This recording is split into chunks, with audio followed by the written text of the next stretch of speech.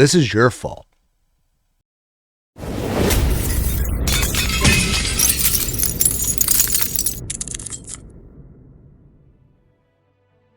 After 1945, the rules of war didn't just change, they broke. For the first time in history, a single weapon could erase a city in seconds. It wasn't a bigger cannon or a faster plane. It was something that forced every country on Earth to ask a new question. If one side can end the world in an afternoon, what does winning even mean anymore?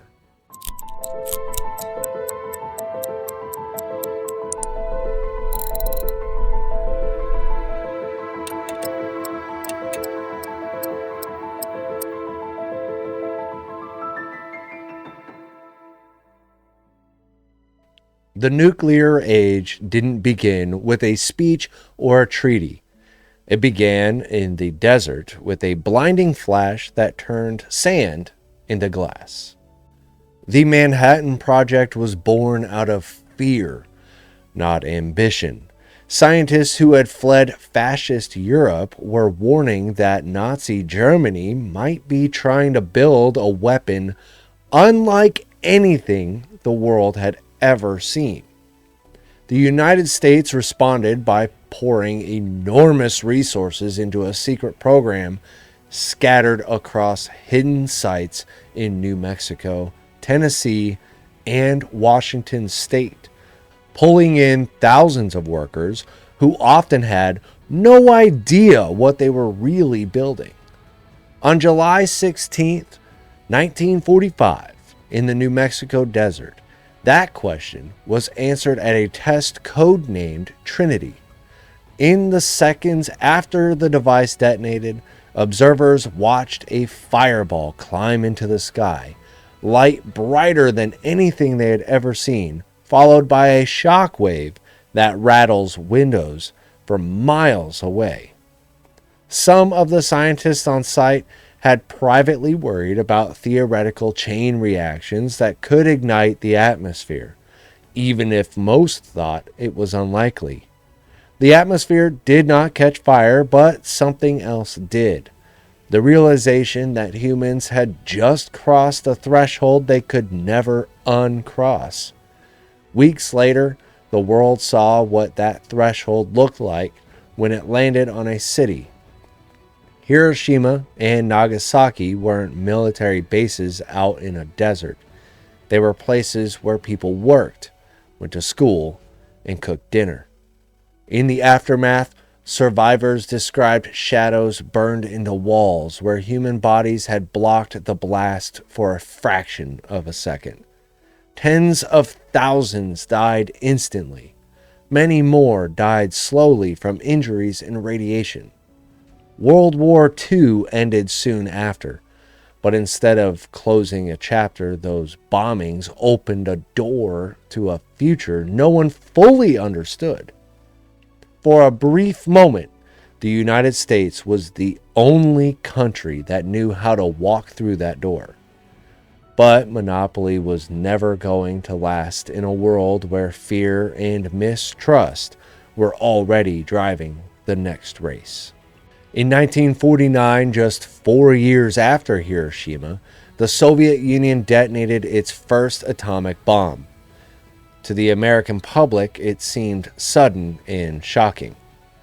Inside governments and intelligence agencies, it confirmed a fear that had been there from the start, that nuclear weapons would not stay in one set of hands. And the balance of power that had just been rewritten was already shifting again. The Soviet program had help. Espionage, leaks, and the movement of scientific knowledge during and after the war meant that the basic roadmap to an atomic bomb was no longer a secret. But even without spies, the logic was almost unavoidable. If one potential enemy had a weapon that could destroy your cities in a single strike, the pressure to build your own was enormous. Deterrence didn't work if only one side is deterred. The moment the Soviet test data came in, the nuclear age stopped being a question of if and became a question of how far. American leaders worried about losing their strategic advantage. Soviet leaders worried about being permanently vulnerable. Both sides watched the other's moves and assumed the worst. Each new test, each new delivery system, each new deployment was interpreted not as a defensive step, but as proof that the other side was preparing to strike first.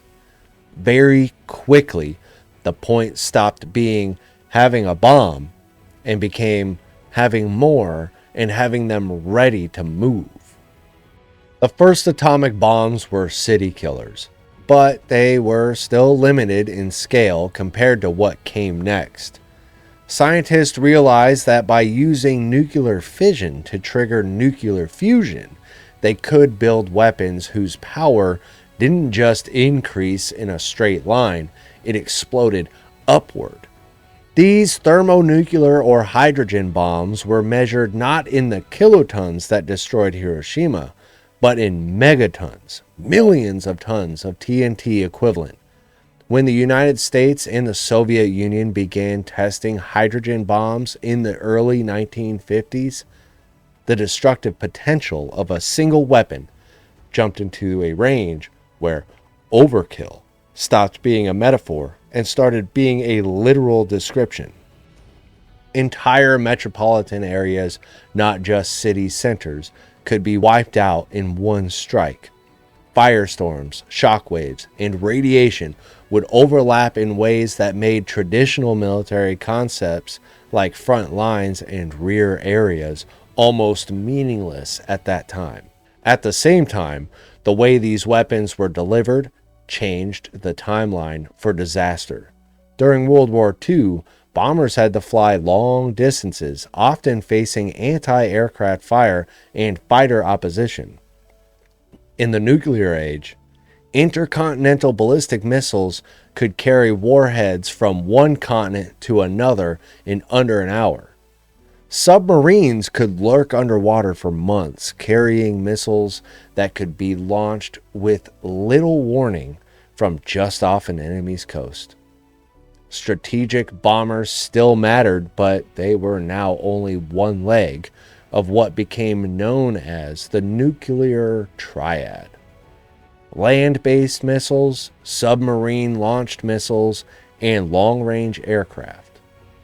The idea behind the triad was simple but brutal. Even if an enemy destroyed your airfields, your silos might survive. Even if they crippled your silos, your submarines could still fire back from hidden positions in the ocean. The message was clear. No matter what you hit first, enough weapons would survive to hit you back. That logic set the stage for a doctrine that would define the next several decades, not just for the superpowers, but for everyone forced to live in their shadow.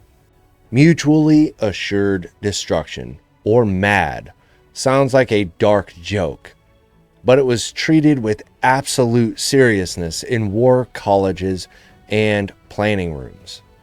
The premise was that if both sides were guaranteed to be annihilated in a full-scale nuclear exchange, then neither side would ever rationally choose to start one. Nuclear weapons were not supposed to be used. They were supposed to sit in silos and submarines as a constant, silent threat. In practice, that meant building arsenals that could survive a surprise attack and still respond with overwhelming force. It meant keeping a significant portion of those weapons on high alert, ready to launch in minutes if incoming missiles were detected.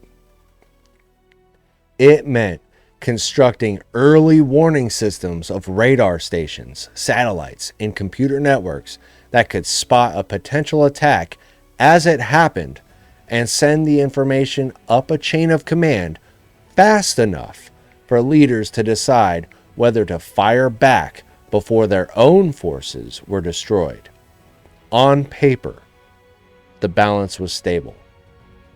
In reality, it depended on a long list of things going right every single day for years at a time. Detection systems had to work. Communication had to be clear. Political leaders had to be reachable. No one in the chain could panic, misread a signal, or decide to bypass procedures. And all of this had to hold together during moments of heightened tension, when exercises, crisis, or accidents could make ambiguous data look like the beginning of the end. Ordinary people didn't sit around discussing game theory, but they lived with the consequences of it.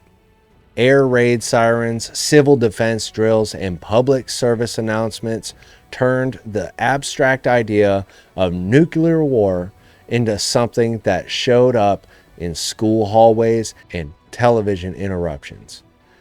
Children learned to duck and cover under desks that would not protect them from a direct blast, but might help against flying glass if they happened to be far enough away. Families were encouraged to build fallout shelters and stock a few weeks' worth of canned food, as if the aftermath of nuclear exchange were something you could ride out with the right supplies. All of that training assumed that if the worst happened, there would be warning. The deeper fear was that the first sign would be a flash. He did what we all must learn to do. You and you and you and you duck and cover. Be sure and remember what Bert the Turtle just did, friends, because every one of us must remember to do the same thing. That's what this film is all about. Duck and cover. This is an official civil defense film produced in cooperation with the Federal Civil Defense Administration and in consultation with the Safety Commission of the National Education Association. Produced by Archer Productions, Incorporated.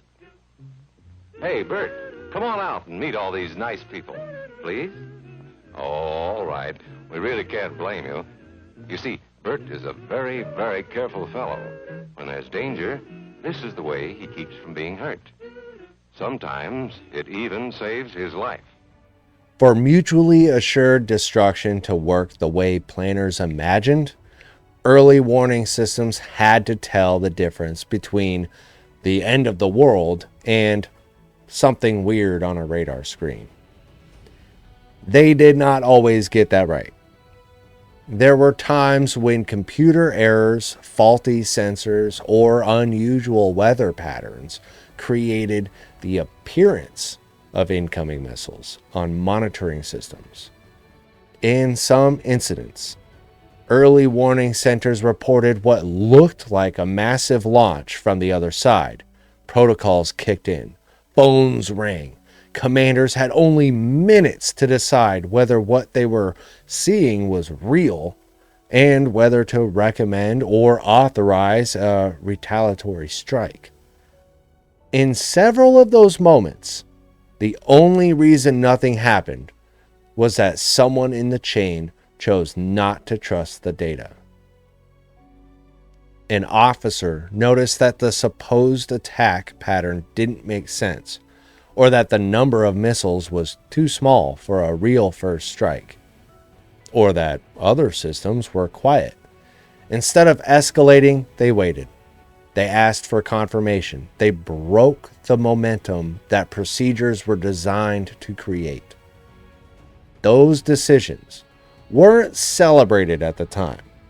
In some cases, they were questioned or quietly buried, because admitting how close things had come meant admitting how fragile the system really was.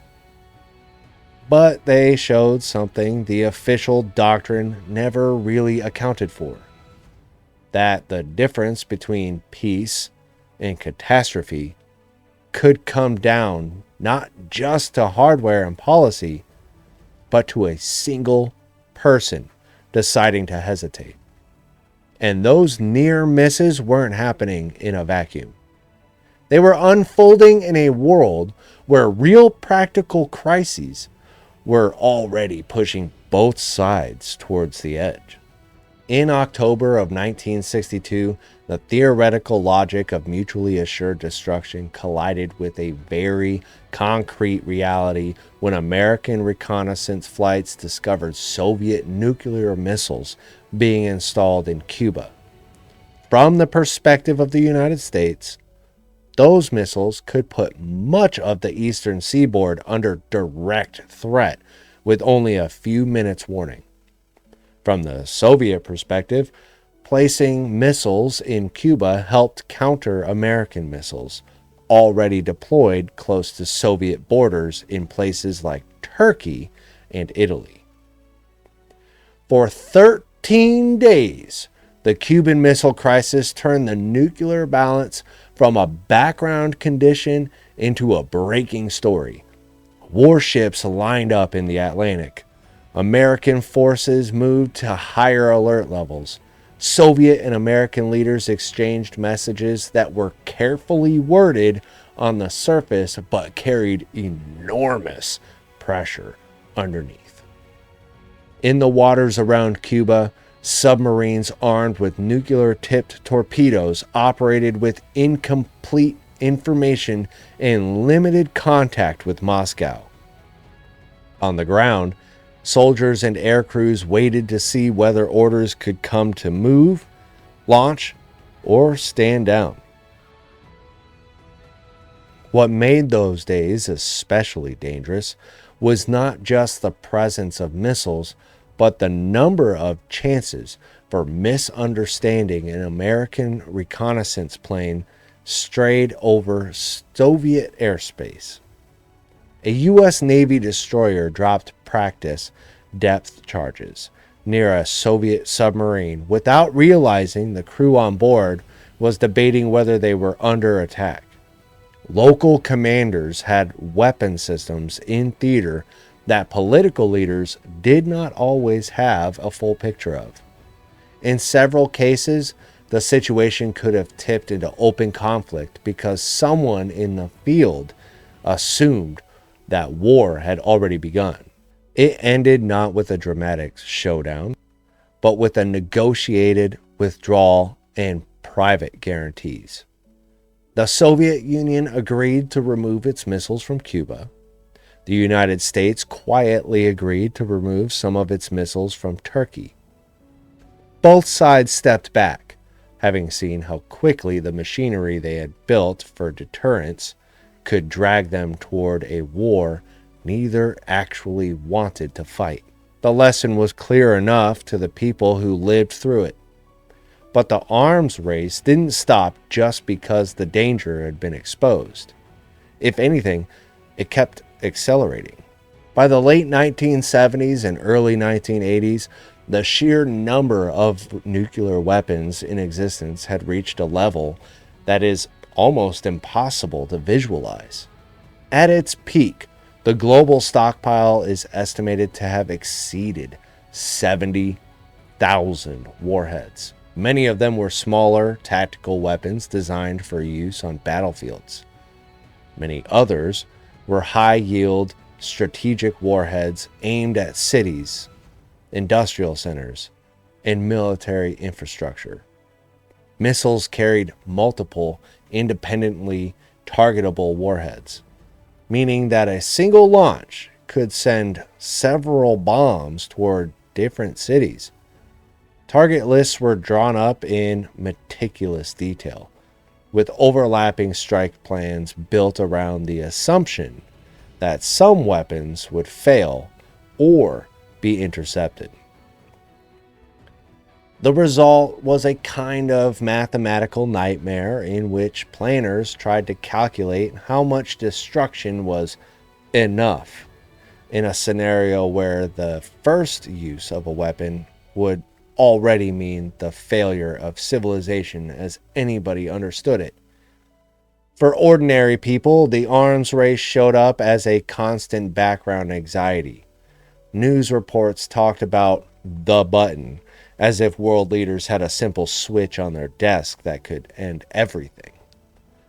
Movies and television shows imagined post-apocalyptic landscapes and life after the blast.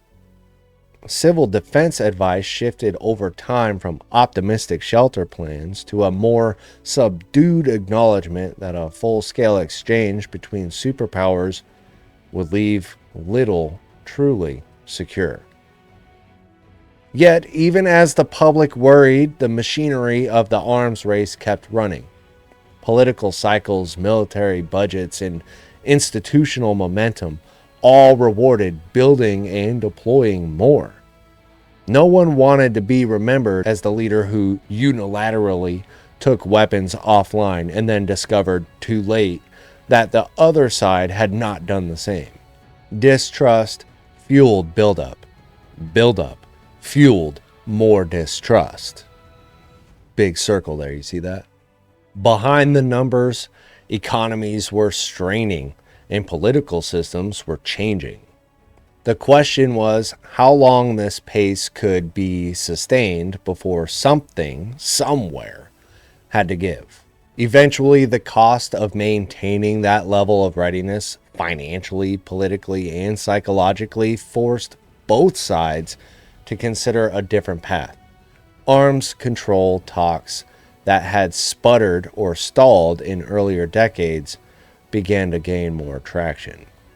Treaties limited certain categories of missiles, placed caps on the number of deployed warheads, and introduced verification measures like on-site inspections and data exchanges that would have been unthinkable in the earliest, most secretive years of the race. These agreements didn't eliminate nuclear weapons, and they didn't erase the knowledge of how to build them. What they did was start to turn a vertical race, always building more, always building bigger, into something closer to a ceiling.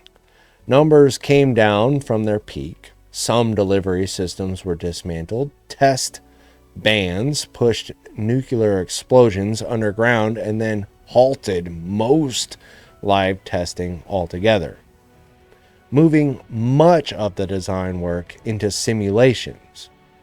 When the Soviet Union collapsed in 1991, the Cold War that had framed the nuclear race for decades effectively ended.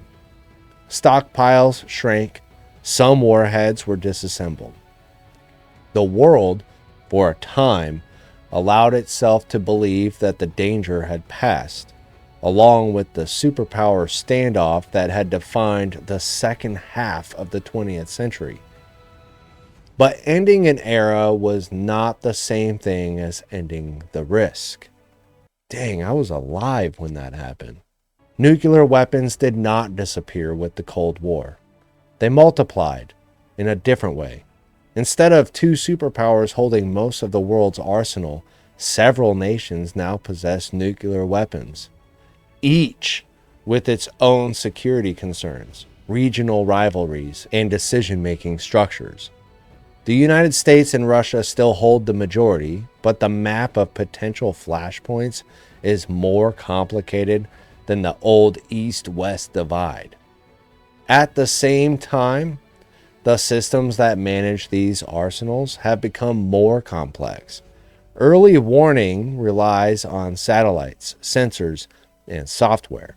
Communication networks are faster but also more dependent on technology that can fail, be hacked, or be misunderstood. Hypersonic weapons and other new delivery systems compress decision times even further, shrinking the window in which leaders can confirm what is happening and choose a response. The logic of deterrence still exists, but it rests on assumptions that look increasingly fragile. It assumes that every actor with nuclear weapons will always behave rationally under pressure, that no one will misread a crisis, that no internal collapse or rogue order will ever break the chain of control. It assumes that warning systems will never generate the wrong picture at the worst possible time. History suggests otherwise. The nuclear race is often told as a story of strategies and stockpiles, but underneath the numbers are the near misses, the quiet moments when someone chose not to turn a key, not to trust a radar return, not to take the most aggressive interpretation of an ambiguous signal. Those decisions did not show up on front pages. They did not have parades or memorials, but they are part of the reason you can watch or listen to this now. We live in a world shaped by weapons that, so far, have been used in war only twice. That fact can be read as proof that deterrence works, or as evidence that we have simply been lucky enough for long enough that the worst case scenarios have remained hypothetical. Either way, the inheritance is the same.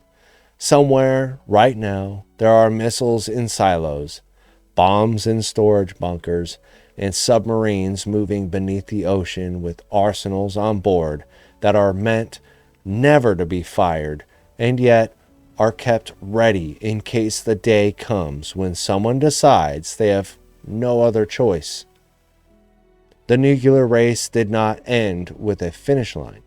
It ended with a balance that has to be maintained every hour of every day by people and systems that are just as fallible as the ones that almost failed before. And the closest look we get at how fragile the balance really is tends to come out from the moments when everything worked as planned, but from the ones when it almost didn't. In other words, stay strapped or get clapped. I'm just kidding. It's better to have it and not need it than to need it and not have it. That's really the balance there. So, take that for what it is. Anyway, thank you for watching. This was obviously, viewer suggested. So thank you for that. And we'll catch you in the next one.